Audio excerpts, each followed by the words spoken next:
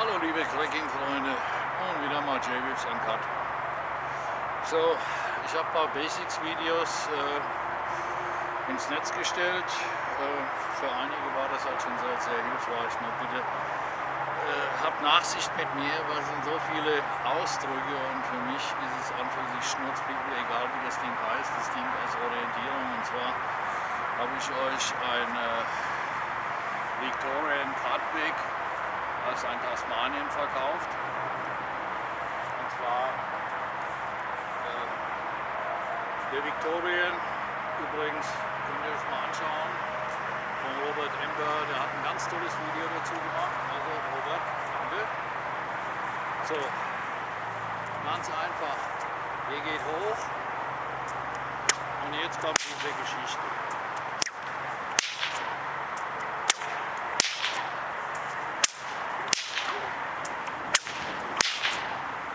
So, das Ding bewegt sich vertikal. Im Endeffekt eine Zeitlupe geht hoch, der Zopf geht nach hinten, geht nach oben, vorn, in dem Moment dreht ihr das Handgelenk. Das heißt, vielleicht kann man das so ein bisschen besser sehen.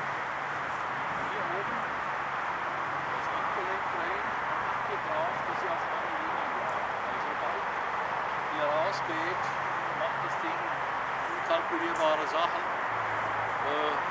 Wo ich damals angefangen habe, war das einfach so, ich baue mir halt immer irgendwelche Eselsbrücken in den Landsport. Und zwar, ich gehe auf den Reverse Kettleman, so, ziehen hoch, jetzt, so, Kettleman durchziehen, drehen, hoch.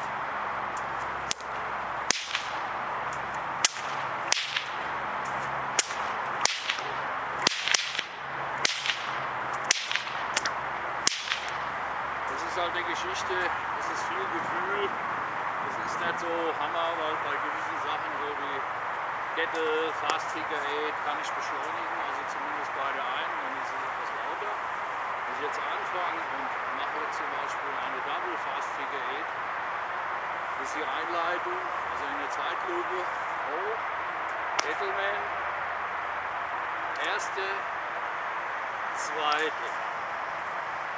So, nochmal, Zeitlupe, hoch, Kettleman, erste, zweite, vielleicht dritte. Ja, also das ist nur so, ihr könnt spielen und wenn ihr nicht volles Tempo geht, sondern versucht einfach, ihr braucht Gefühl. Versucht zu fühlen, was es macht. Deshalb kann ich verstehen, dass manche sagen, nee, mach das nicht. Ich zerre dran und dann muss es funktionieren, funktioniert nicht. Ihr müsst spüren, was es macht. Und dann könnt ihr auch leichter beim Training die Fehler halt einfach mal analysieren. Also, oder ihr macht es einfach so, ihr kreist, so, jetzt seid ihr da. Ja? Kreisen.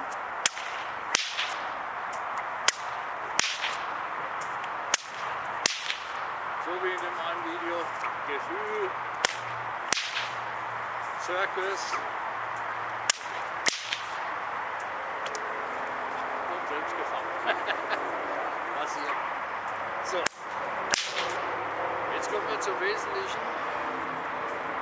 Das, was ich nachkorrigieren wollte, die Tasmanien, der spielt sich hinterm Rücken ab.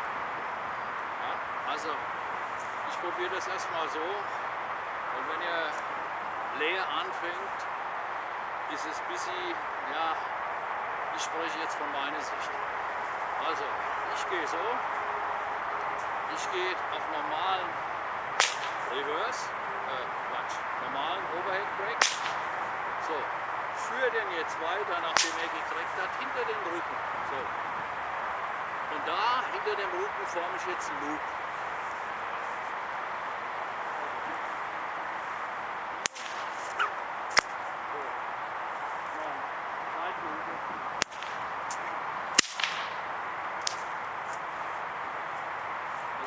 Natürlich davon abhängig, wie flexibel ich bin beziehungsweise ich mache aus dem Schultergelenk und dann gucke ich, was ich durchziehen kann. Also normal, im normalen Ablauf.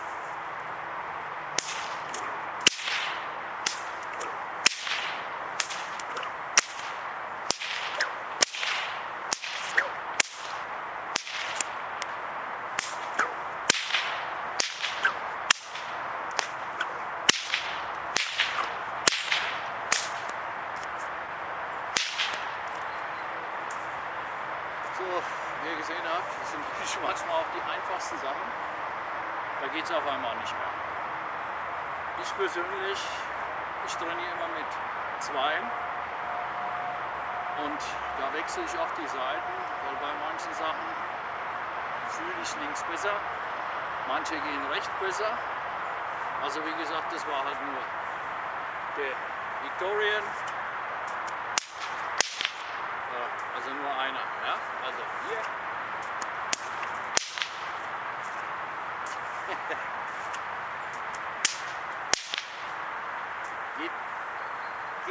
geht normalerweise besser, aber ich will mich nicht rausreden. Heute ist er unter 8, also geht auch nicht so toll. Also der ist vertikal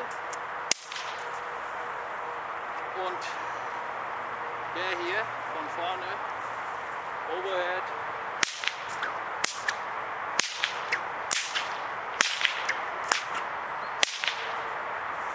Wenn ihr einen längeren Prügel habt, da könnt ihr auch ein bisschen in Vorlage gehen. Das heißt, mal ein bisschen seitlich. Hier. So. So natürlich nicht.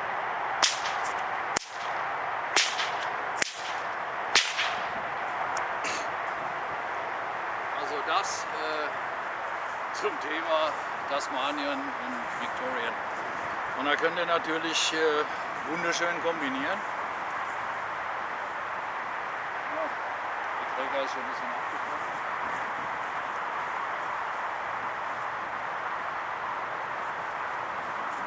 So, das sind nämlich die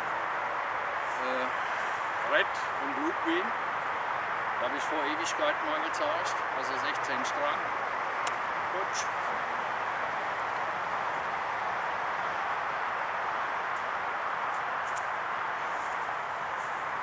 Und da könnt ihr wunderschön kombinieren, vor allem mit die Wechsel von der ganzen Geschichte. Ihr könnt dann einfach mal anfangen und geht mal vom Overhead erstmal nach hinten, wechselt die Hand, Overhead, wechselt die Hand. Also, bumm, bumm, bumm. So, dann könnt ihr wie ein Tanzbär euch so ganz langsam reingrooven, kriegt das Gefühl.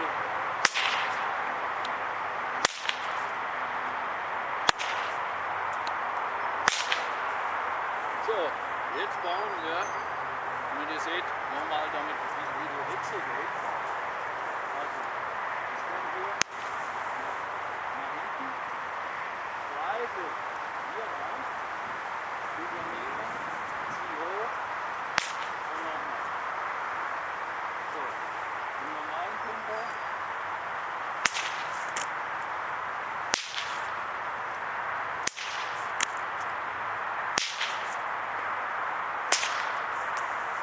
So,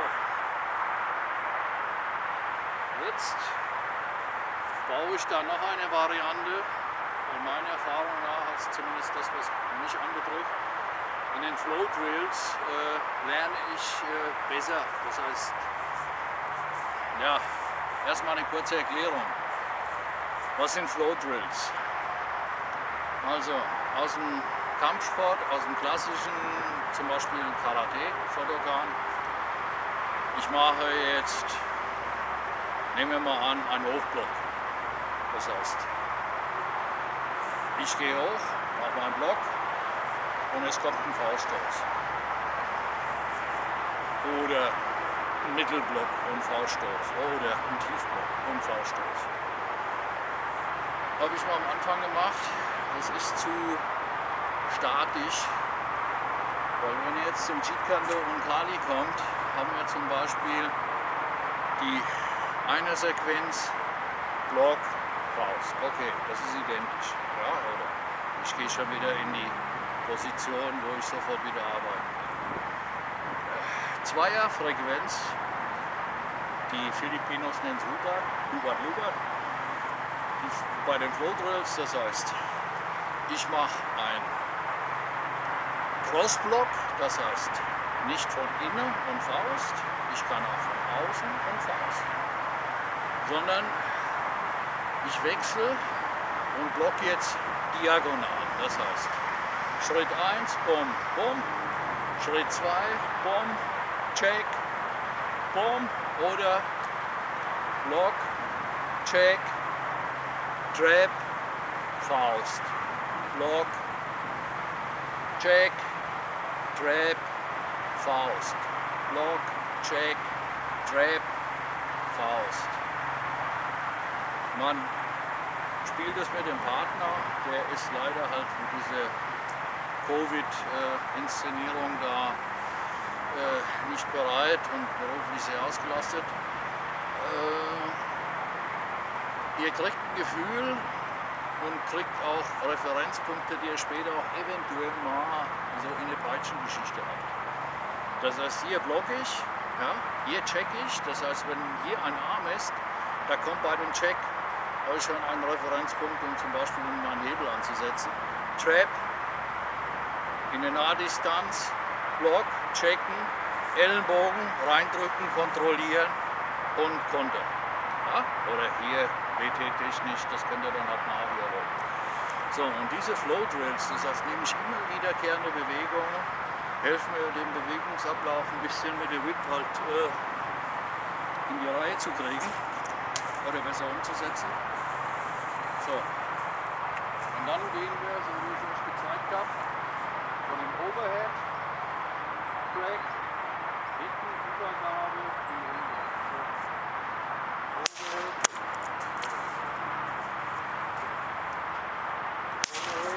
Übergabe. Overhead, Übergabe.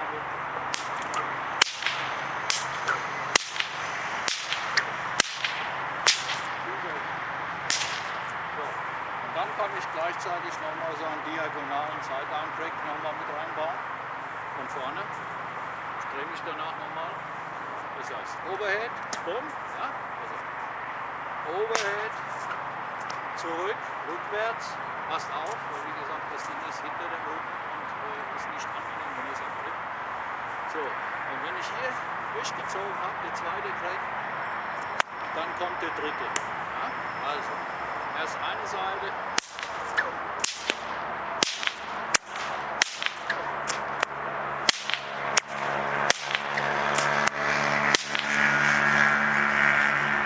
Das Ding ist ziemlich gut. Ich mal die andere. So.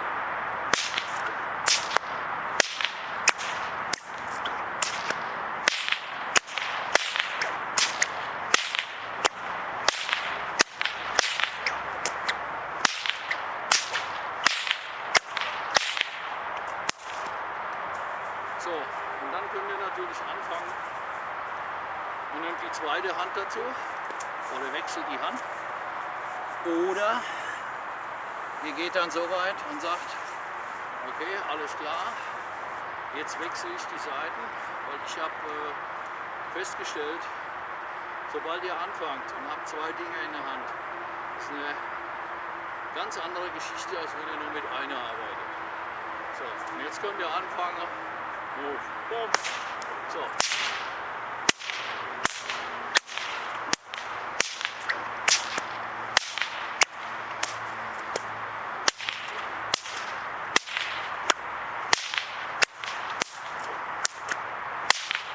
Muss ja einen neuen Trecker machen, das macht keinen Sinn.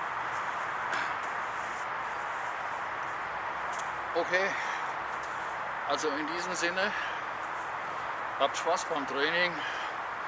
Ich hoffe vielleicht, doch, eben fällt mir noch was ein. wenn ihr nach hinten geht, ich habe das schon mal gesagt, wenn ihr jetzt Wullis trainiert, ja, also er fängt an und hier, so mit dem Gasgriff.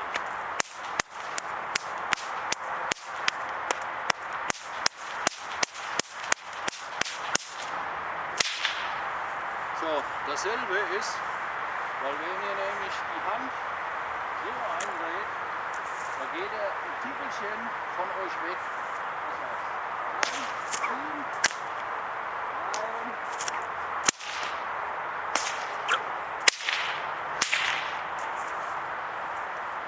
Probiert es einfach mal, macht am Anfang langsam, setzt eine Mütze auf und eine Brille.